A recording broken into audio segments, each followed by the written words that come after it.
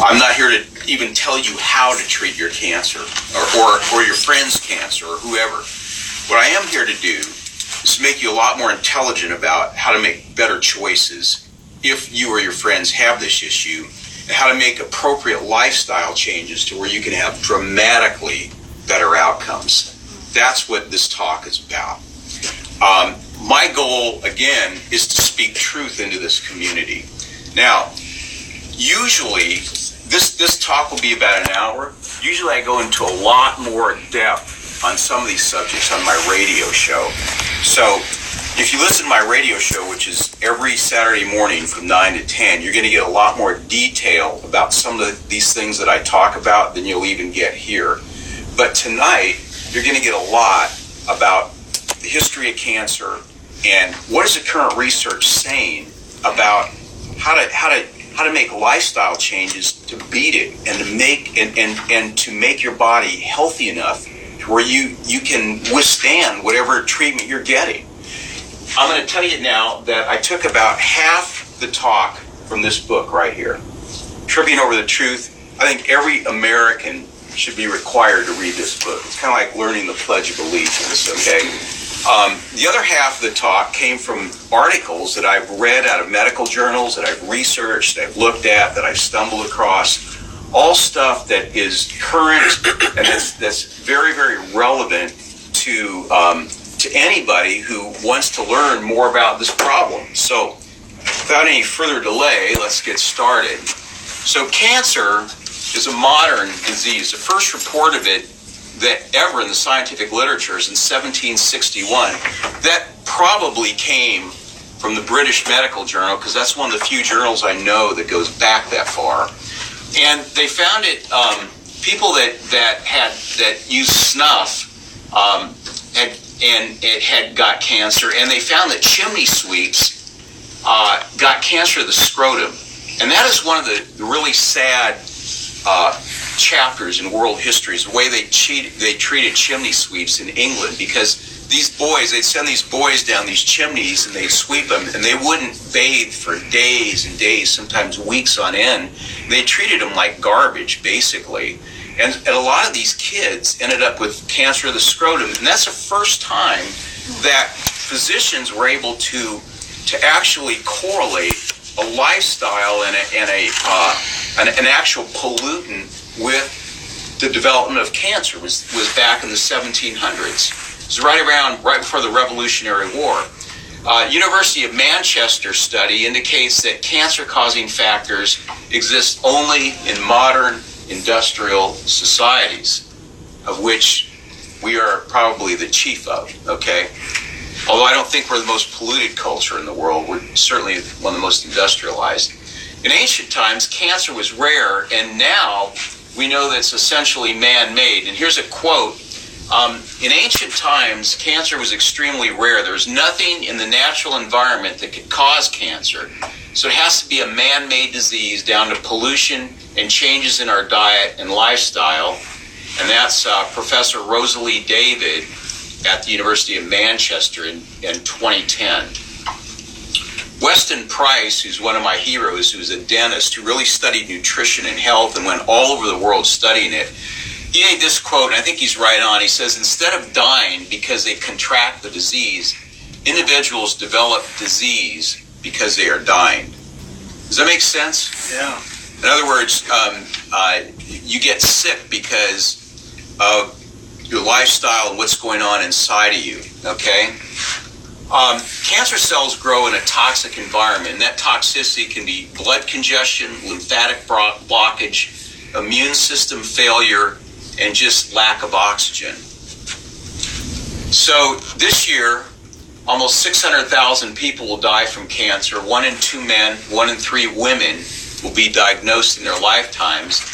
And despite a lot of embellished proclamations by the government about the myriad of cancer drugs, the death rate from cancer is approximately the same today as it was in the 1950s.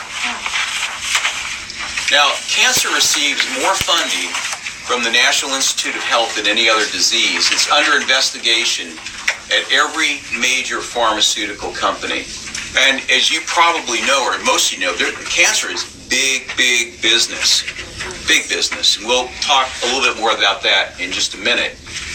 Until recently, cancer was considered a purely genetic disease. The problem is the success with drugs to deal with it as a genetic disease has been abysmal. And there's a reason for that. There's about 700 drugs have been developed, and only one has made any meaningful difference in the lives of cancer patients, and that's only in a certain type of leukemia. And if you listen to my radio show, I talked about a drug that was just introduced not too long ago for, again, a certain type of leukemia called tisagenlecleucel. I don't know if anybody heard that radio show or not. Does anybody want to guess how much it costs to be infused with that?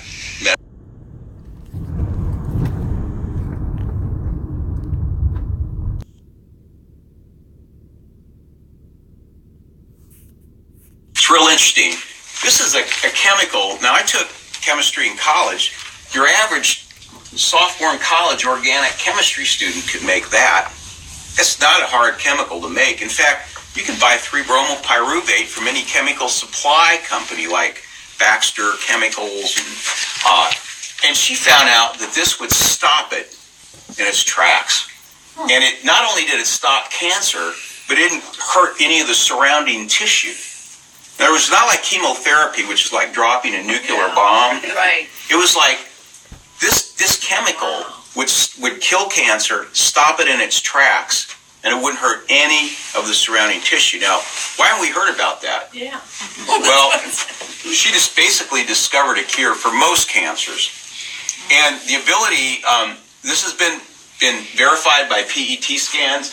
That whole story is in here. It's really interesting. In fact, one of my patients whose dad had brain cancer called her and got her on the phone and talked to her. It's pretty interesting. And so, why isn't this out? Because there's so much jealousy and greed, and there's all kinds of attempts to stop it, because 3BP made, the FDA cancer drugs look like, junk, basically. Okay? And so, she actually had some experience working with a doctor in Europe where they used 3BP to actually cure cancer in some people. But you don't hear about it because there's no money in it. I mean, if you could buy it for $100 from a pharmaceutical supply store, a sophomore in college could make it in the chemistry lab. I mean, pharmaceutical companies don't want that. So she's working. She and Peterson, they founded their own pharmaceutical company now, where they're starting to produce this in a grade that can actually work. And she wants it to be used commonly so people don't even have to get cancer, which I think is pretty interesting. Some observations regarding the complexity of the genetic theory of cancer. Now, we hear about that a lot. First of all, genetic mutations in the DNA of cancer vary widely and wildly from individual to individual. So here's what they're saying there. Let's say you have 3 women with breast cancer, okay? And you look at the DNA mutations in each one of those women, and they can be completely different. So how are you going to make a drug for that? When the genetic mutations are totally different. Here's another thing. They can vary widely from different parts of the tumor. So you can take a sample from one part of the tumor, a sample from another part of the tumor, have completely different genetic mutations. So how are you going to make a drug for that when there's nothing that's uniform in the tumor? You can't do it. The same cancers in different people are radically different in their mutations, offering no patterns at all. Because there's no pattern of mutation, it's not possible to develop a targeted drug to affect genetic mutations. That's why it didn't work. Okay, that's why a lot of these cancer drugs don't work. Now, to be fair, we're going to go over to the history of chemotherapy drugs in just a minute. I talked to a woman a couple of weeks ago on the phone, and she's a PhD in nutrition, and she works for a company that I use to help develop some of the NutraWest products. Very smart woman, really knows her stuff. Well, her husband is a cancer immunologist. He researches immunology aspects of cancer. And he said that she told me that some of the newer immunotherapy treatments,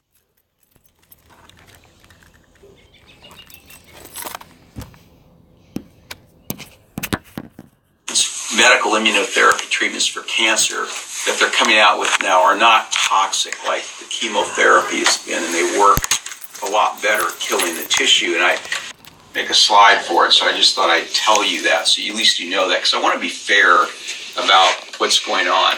So if we look at the original chemotherapeutic drugs, the first chemotherapeutic drug was mustard gas. Did you know that? They shot mustard gas into people's veins, okay? Didn't work very well. I'm just going to tell you that, okay? Didn't work very well.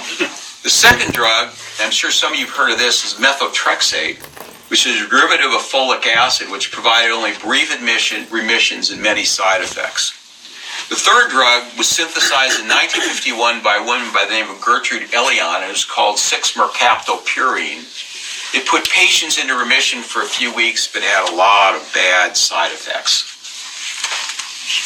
So, in the 50s, 60s, 70s, and 80s, this is a time when there's a lot of experimentation done on people. Now, back during that time, and that's sort of that time when I came of age, became a chiropractor, and, you know, back then, I mean, people would go into a cancer doctor, basically let them do anything. Okay, I remember those times. All of those drugs that they were using back then, there weren't any of them that had double-blinded, placebo-controlled studies. None of them. It was all experimentation. Let's try this, let's do this. Okay, that's what the 50s, 60s, 70s, and 80s was like.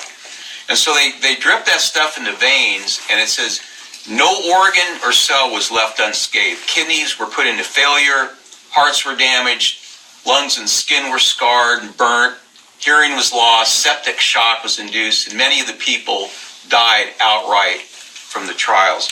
And I remember in the 70s, this woman in my dad's church had cancer, and she went through that, and I mean, she looked horrible afterwards, and you know, she ended up dying. I mean, I think the treatment may have contributed quite a bit to her death, but it didn't help her at all. And this is basically cancer treatment during that time. Now, physician and author Eric Topol, and he's the editor of Medscape. Medscape's a pretty good online medical portal. I mean, I've gone there a lot. I've gotten a lot of good articles there from my radio show. Had this to say about chemotherapy. Chemotherapy is just medieval. It's such a blunt instrument. We're going to look back on it like we do the Dark Ages. I mean, Eric Topol is a very, very famous cardiologist. I mean, he's real big, real well known nationally and internationally. This is especially true of cancer with treating children. The New England Journal of Medicine stated this about treating children for Hodgkin's disease with chemotherapy. It sharply increased the risk of stroke and heart attack. 18 times more likely to develop secondary malignant tumors. Girls face a 35% chance of developing breast cancer by 40. There's a marked increase of leukemia 4 years after the ending of successful treatment. So that isn't that great. Now, pharmaceutical companies have not always been honest regarding claims they make for their drugs. Okay, now, we went over that a little bit already. I showed you that over 50% of drugs approved during that period of time were worthless. But in 2016, Roche and OSI Pharmaceuticals were fined $67 million to settle claims that they misled doctors by inflating survival data with their cancer drug, Tarceva. That's British Medical Journal, June 16, 2016. It's an article I covered on my radio show. So you need to get that. Okay, you can look that up, by the way. Oh, it's because it's 2106. 26. It's an article from the future. Okay, yeah, Back to the Future. All right, transposed if you know it. Okay. So let's look at damaged mitochondria. That's really the key to understanding the metabolic theory of cancer. Now, this is really interesting, and I want you guys to get this. When mitochondria are damaged, they send out these distress signals to the DNA in the cell. The DNA, which causes cancer cells to begin the process of fermentation. Now, understand what I'm saying. The mitochondria produce energy in the cells, okay? When the cells cannot produce enough energy because the mitochondria are damaged, they send a signal to the DNA. The DNA says, we've got to do something different because the cell can't produce enough energy. So what does the DNA do? The DNA changes the genetic sequence so the cell starts fermenting sugar. Okay, isn't that interesting? Okay, that's essentially what Warburg and Peterson found out. Okay, that's what their research found out. All right. So the cell's trying to create an alternate energy source. That's exactly what's trying to happen. Wow. And so it starts fermenting sugar. Okay. The proteins which protect the cells from damage stand down, and the chromosomes then become vulnerable to mutation. The chromosomal mutations are actually effects of the damaged metabolism. So there are mutations going on, but it's the effects of the damaged metabolism. It doesn't cause the damaged metabolism. That's why they can't find drugs for these diseases. Okay, and this is what Peterson and co. were slaving on and found out during the 80s and 90s in their lab and early 2000s. So how can we protect our mitochondria? Well, let me say this, okay? Cat's out of the bag. It's not from drugs. There aren't any pharmaceuticals to do it, okay? Number one, fasting or eating a calorie-restricted diet. So, if you fast regularly, that protects your mitochondria. If you do like a restricted diet, so like, let's say you go through a 15-hour period of the day where you don't eat. That's called a restricted fasting. What do we call that, Adam? Intermittent fasting? Intermittent fasting, thank you, because Adam and I both do that. Intermittent fasting is what it's called. Okay, so let's say you don't eat after 7 at night, and then you don't eat till noon the next day. Okay, so that protects any type of fasting protects mitochondria. Number two, I know you guys are all excited about that. Okay, now, exercise increases mitochondria. Okay, so regular exercise. Mitochondria require the following nutrients. So here they are: magnesium, carnitine, D-ribose, B vitamins, which we get in our cataplex B, alpha-lipoic acid, coenzyme Q10, and omega-3 fatty acids. Your diet is extremely important in managing and healing from cancer. Okay, so cancer cells demand an enormous amount of sugar. Okay, so if you eliminate sugar from your diet, what do you think you do? You starve the cancer.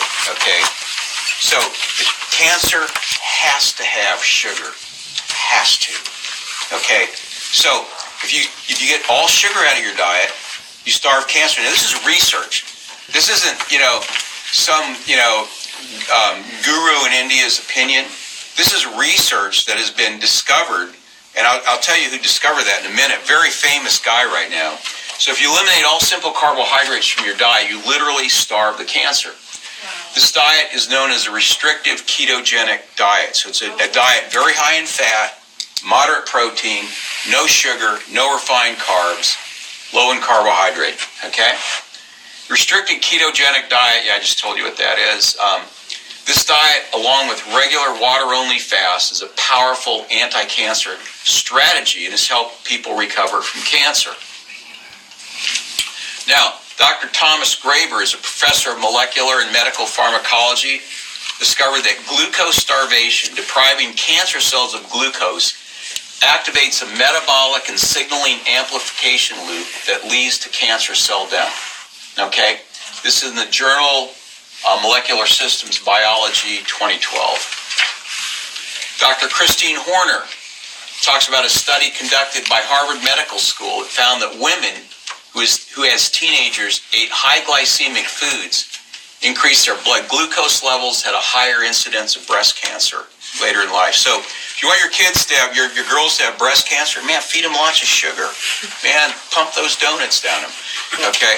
That's going to give them hyperglycemia and increase their incidence of breast cancer. So they need to cut back on that. Now, how many of you have heard of some of this stuff, or much of this stuff? Some of you have, okay?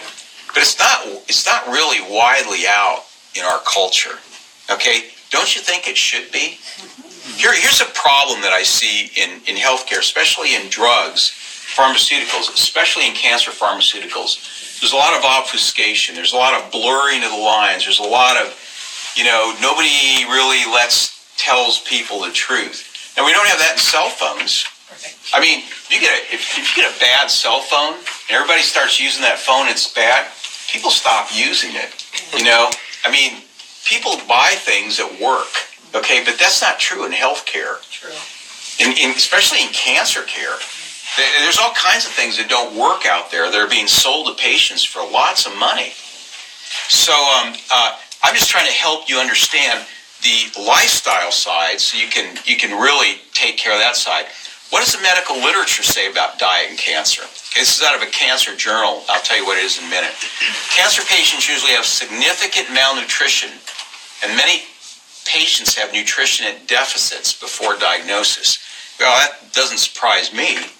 I'd say it's a very interesting statement. Here's my question. Do you think it's possible that the nutrition deficit actually contributed to the underlying cause of cancer? Many cancer patients develop tumor-associated malnutrition characterized by an insufficient supply of macro and micronutrients. So when you think about it, if somebody's trying to get well from a chronic, debilitating disease, do you think they need better nutrition or less nutrition? Yeah, better nutrition. Supportive nutritional care of the cancer patient with vitamins, minerals, and long-chain or omega-3 fatty acids are becoming more and more relevant in oncology. Now, I remember the days when I was practicing in Hastings back in the 1990s, and I knew the cancer doctor there, and he was actually a pretty nice guy. The thing is that he didn't believe in nutrition. He didn't believe in supplements. He would take all his cancer patients off all their supplements, and wouldn't put it. Their diets that these patients had were not very good. And I knew people in Hastings that had cancer, and if they got a clean bill of health from the cancer doctor, and they go, well, what do you want me to eat? I actually saw this happen, and they go, doesn't matter. Eat anything you want, drink anything you want. So they go back and start drinking their soft drinks. And guess what? The cancer had come back. It always did. Okay?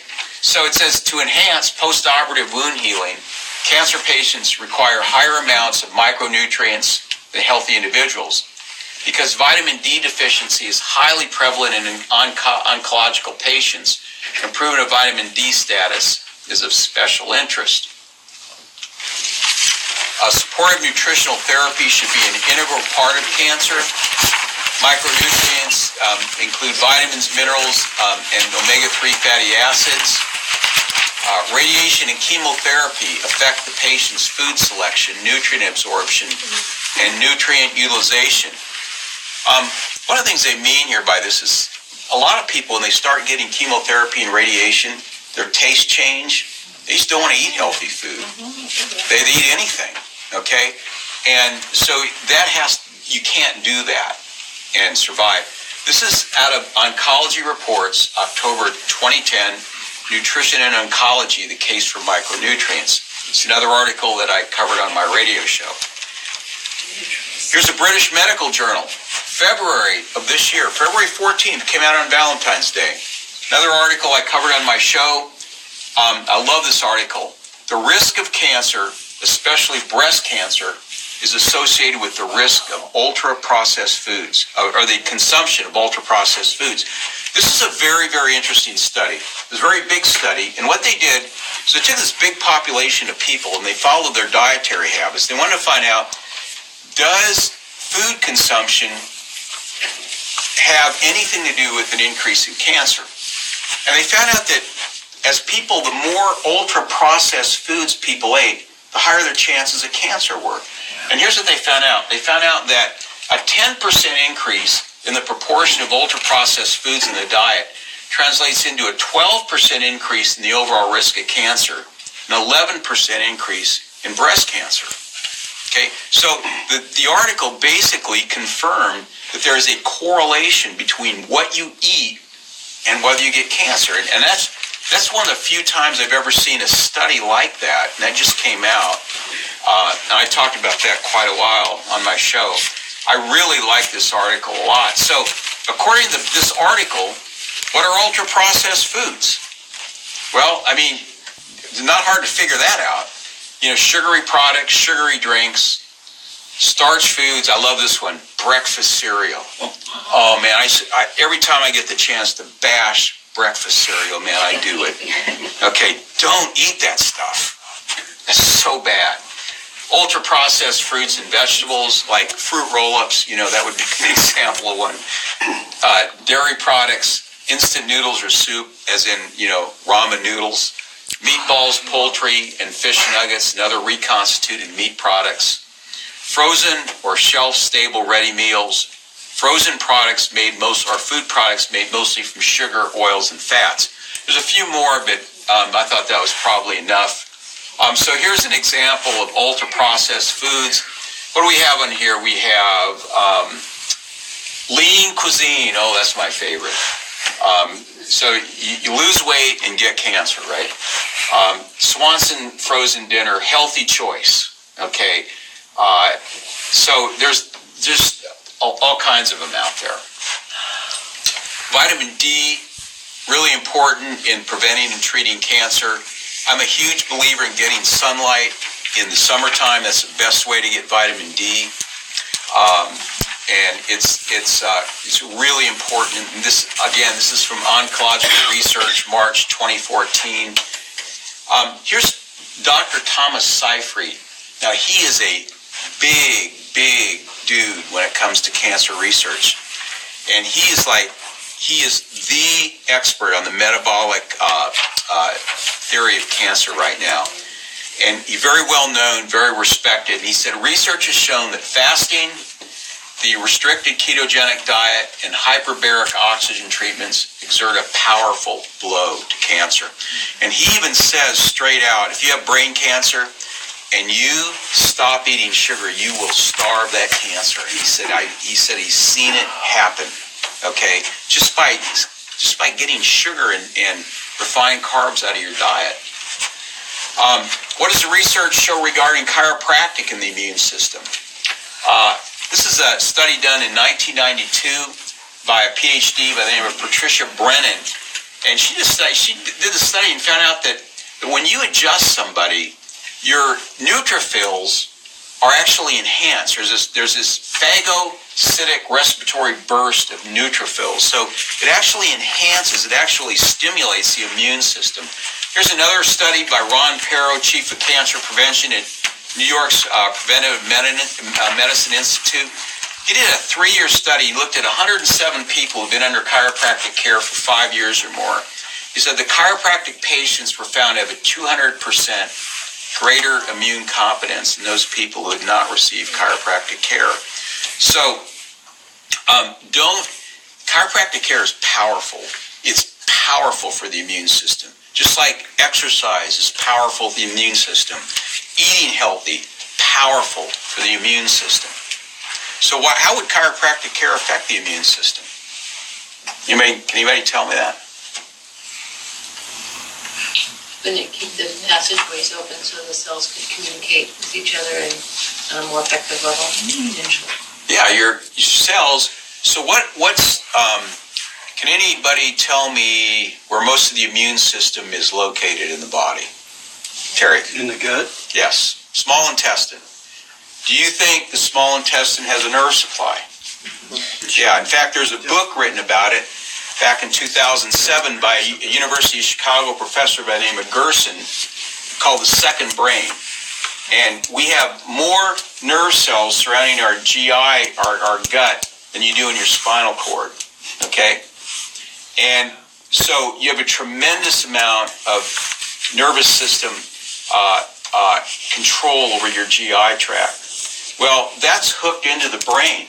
okay, and in the spinal cord. So if you have subluxations, that's going to screw that up, okay? Your GI tract, your small intestine, it's not going to be able to work as well. So that's one area. Another area is the adrenal function. Adrenal glands are very tied into the immune system. Adrenal glands function has a nerve supply that comes out of your lower middle back. Okay, so when those places are not working, your immune system cannot work as well. Okay, now here's something really interesting. Much recent research has demonstrated the anti-cancer properties of mushrooms. This is out of a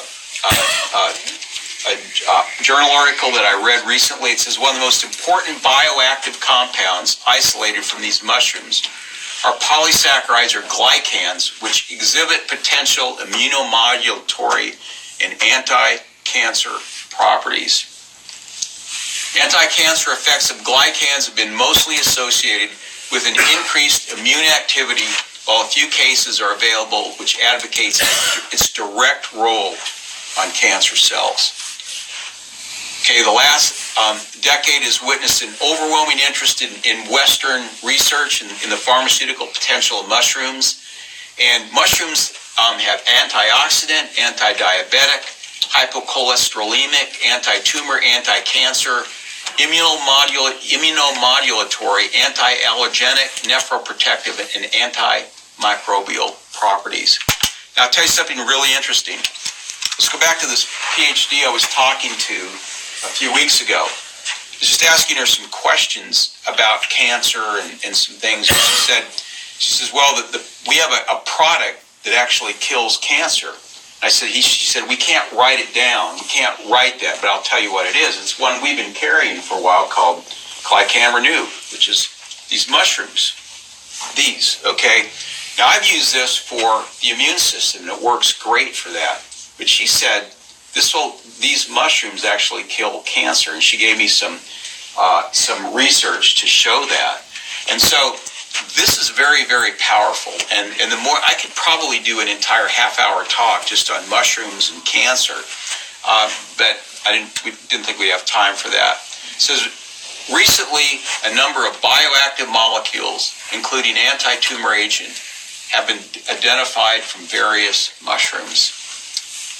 So here's a strategy, a natural strategy for management of cancer. Fasting, restricted ketogenic diet, exercise, fresh whole organic vegetable juice, specific nutritional whole food supplements based on your needs, and everybody's different. Nobody needs the same things.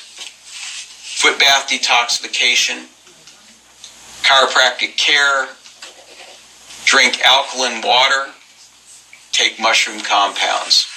So that's all I have for you tonight. If you have any questions, you can write them down and we'll just post them on our website. And if you want to, you can look at this book. I'll just leave it up here for you to look at. You can check this out. I know the library has a copy of this, but this is really, yeah, you can get it off Amazon. This is really, really a good book. Tripping Over the Truth by Travis Christofferson. And I hope you learned something. I try to give you the notes, but I didn't want to give it all away, so you'd have to write some things in there. So in 2 weeks, we're having emotions and health, how emotions affect health. I'm going to have Glenda right there. She's going to be a guest speaker, and she's going to help me do that talk. And we're going to have a good time, so I invite you back for that. So thank you very much. Thanks for coming out, and hope you got something out. It's real interesting. This is a